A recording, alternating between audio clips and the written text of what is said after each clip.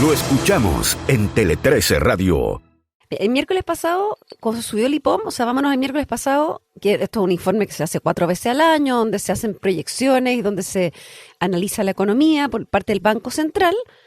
A los que hemos cubierto esto harto tiempo, nos llamó la atención que súper rápidamente se subió un video del ministro de Hacienda, Nicolás Grau. El ministro lo mostraba en la oficina Teatino 120, esta oficina forrada en madera, pero con una cara de evidente satisfacción. Mirando a la cámara, 2 minutos, celebró el crecimiento de este 2025 y la convergencia de la inversión más acelerada, la convergencia de la inflación más acelerada de lo esperado a la meta. Citó el informe, pero con una narrativa clara. El país queda mejor que lo recibido en las variables claves. Vamos a entregar, dijo entre comillas, la posta en condiciones sustantivamente mejores. Problemas de déficit externo, trimestre a trimestre cayendo, no había impulso. El fondo, de alguna manera, tomó las conclusiones del Banco Central y las transformó en un relato de cómo se iba a entregar este gobierno. Una versión que, si uno lo mira totalmente en esteroide, después del comentario del presidente de la cena a la Sofofa, de que el país no se cae a pedazos.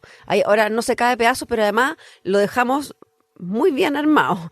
A medida que pasan los días y se va cerrando el 2025, algo mejor de lo esperado, el gobierno se ha desplegado para instalar este legado macroeconómico. Cercanos al presidente me comentaron que, por supuesto, no sería el único legado, y que si le hubieran preguntado hace 4 años si este sería uno de los ejes del legado, no estaba dentro de ningún plan. Sin embargo, ahora ha tomado fuerza el concepto de normalización, que lo hemos escuchado muchísimo, y dentro de eso, un pasito más allá, este relato que dice que no solamente normalizaron, sino que dejaron en un buen pie, que es algo diferente. Acá hay un paréntesis interesante, porque hemos hablado harto de cómo está escribiendo este legado, y hay una campaña que se lanzó en marzo de este año, cuando se cumplieron 3 años, que puede dar luces de por dónde irá la construcción de ya el mega relato. Hago este paréntesis porque es más general, pero es bien interesante. Está alojada en gov.cl y se llama Chile Avanzando. Es un landing especial, donde dice que son más de 1.000 medidas que ha tomado el gobierno en favor del país. Uno las puede buscar por mes del gobierno, tiene como una línea del tiempo, también por regiones, con rostros de chilenos que van comentando cada una de las medidas. Entonces, si uno se mete ahí, de alguna manera uno puede tener una idea de las cosas que se van a resaltar. Pero ahí está desde la deuda histórica de los profesores, la ley TEA, Papito Corazón, y bueno. Pero volvamos al relato económico, que es lo que nos convoca. Cercanos al presidente reconocen que esto, que pensaron que sería secundario, les está acomodando mucho en la última semana. Ahí los puntos a instalar son, primero, que esto no son proyecciones. Esto no es una promesa, sino que el 2025 ya muestra señales claras de recuperación. Segundo, que se va a dejar listo para el país un 2026 con un triple 3. Eso se nos va a repetir como concepto. El triple 3 es creciendo al 3%, con la inflación convergiendo al 3% y el déficit menor al 3%. O sea, en el fondo, en bandeja el gobierno de emergencia. Sí, menos mal que es menor al 3% el déficit. Ayer Mario Marcel dijo, es probable que durante buena parte del próximo año la inflación esté por debajo del 3%. Sí. Hasta eso llegó. Sí. El 3% es la meta del Banco Central. Y ahí te pido que lo invitaras de nuevo. Sí. Que lo entrevistara. Esto que ha grabado, ministro. Esto que ha grabado, Mario, le dije. Y dijo, sí, pues. Bueno, ahí me invita de nuevo. ¿Ves tú? Pero ahí también se vio esta idea, en el fondo, la idea de que no solamente es bueno, sino que, o sea, no solamente es proyectivamente bueno, sino que es bastante bueno. Bueno, el exministro también estuvo acá y ha estado desplegado y dijo algunas frases como la que dices tú, pero además dijo que tuvimos que trabajar mucho 2022, 2023 para ver en 2024 un cierto punto de inflexión que ya en el fondo se materializó el 2025. ¿Se sostiene? O sea, digamos, ¿va a lograr este relato macroeconómico algún tipo de resonancia? ¿Va a aguantar a marzo, por decirlo así? Claro, aguanta la prueba de la evidencia. Mira, conversé con varios economistas de diferentes sectores y no va a ser tan fácil. A ver. Les voy a tratar de resumir los elementos que me dieron. En el fondo hay algunos que le conceden ciertos puntos y otros que no tanto. En general, se le concede al gobierno haber puesto un dique al gasto público post pandemia, el primer año. Reconocen que se hizo un esfuerzo importante, especialmente para un gobierno que venía con enormes promesas sociales, que muchos creyeron que sería prácticamente imposible para los nuevos inquilinos de la moneda cortar el IFE, asumir la estrechez de las familias que ya no tenían retiro. O sea, eso fue bien titánico. Y le reconocen eso al exministro Marcel, por una parte, por su rigurosidad, pero también al presidente Boric, que le fue filtrando las presiones a Hacienda. Y no solo eso, que lo lograron sin una recesión. porque una cosa también se puede hacer digamos, apretando tanto la economía que al final termina teniendo otros costos. Eso podría flotar, me dicen muchos, pero hasta ahí nomás el tema fiscal. O sea, bien el primer año, bien no haber entrado en recesión, pero primero, dicen que políticamente les habían dejado el presupuesto aprobado y amarrado, por lo tanto tampoco es que hubieran tenido tanto margen para salirse del presupuesto, o sea, cumplieron con tu deber cumple, como de alguna manera decir, y que de ahí en adelante las metas que ellos mismos se pusieron, se rompieron. Entonces, se preguntan, la pregunta es, ¿realmente esa disciplina fiscal del primer año fue impuesta o fue una opción? Me sorprendió que me mencionaron 3 veces una columna de la directora de presupuesto en el Mercurio el 10 de diciembre.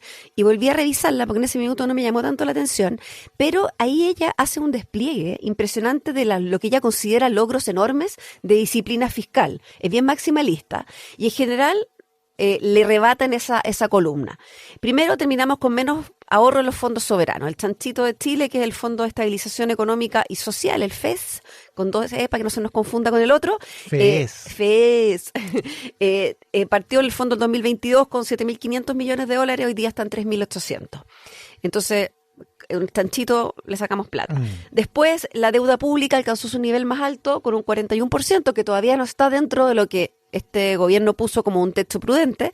Sin embargo, es una deuda más alta desde que se mide de esta manera. Y además... Ahora, el gobierno te dicen, y en la DIPRES también te dicen, la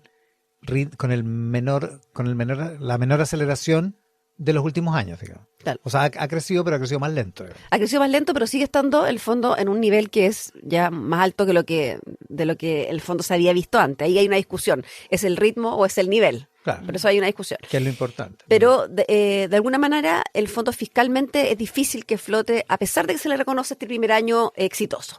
Vamos por el crecimiento. Ahí también le conceden que el crecimiento fue menos malo de lo esperado. Incluso si hubiera podio del que más crece, el que menos crece, Boric ya no va a ser el gobierno con peor desempeño en la actividad desde que llegó la democracia. Si es que todo sigue como sigue hasta ahora, hasta hace unos meses era el peor, digamos, de todos los gobiernos en democracia, y hoy día superaría a Michelle Bachelet 2. Este es un podio que lo encabeza Frey, Elwin, Piñera 1, Lagos, Bachelet 1, Piñera 2 y finalmente Boric y Bachelet 2, que están en el fondo en último y penúltimo lugar ahí compitiendo. No es algo para celebrar, por supuesto, estar en ese lugar, pero no ser el último tiene un cierto valor. Sobre el crecimiento, varios me mencionaron un análisis que ya es bien socializado y que yo lo he escuchado varias veces acá, sobre todo en los columnistas después del Rat Pack, que este gobierno le hizo daño a la economía por la vía de someterlo a un proceso constitucional desbocado. Pero una vez que el país rechazó esa vía, tuvo la sabiduría de hacer recalculate, como Waze, recalculate, olvidarse lo refundacional y retomar el tema del crecimiento, la necesidad de atraer inversión y que en el fondo incluso abrazó la tesis de la permisología a tal punto que es uno de sus proyectos estrella aprobado. Entonces, si bien se autoinfligió daño, después recuperó algo las confianzas, pero el neto no es del todo bueno. Es decir, de no haber aplicado su programa de gobierno, ya sea por un portazo político, recordemos la reforma tributaria rechazada también, lo que parece un acierto haber por último recalculado, podría haber seguido una senda en ese sentido. Pero una cosa que le van a sacar en cara hasta el último día de gobierno es que este es el primer gobierno desde la vuelta a la democracia que no le toca una crisis externa fuerte. Entonces, no es lo mismo. O sea, cuando tú tienes una crisis externa, en el caso de Chile, que estamos como brazos abiertos, porque totalmente abiertos, nos pega fuerte, todos los demás gobiernos que tuvieron mejores crecimientos tuvieron crisis y shock fuerte. Recuerden que estuvo la crisis asiática y la de tequila que le tocó a Frey, la subprime que golpeó a Bachelet, en el caso de Piñera tuvo la pandemia, el terremoto. Entonces a Boric se le dice...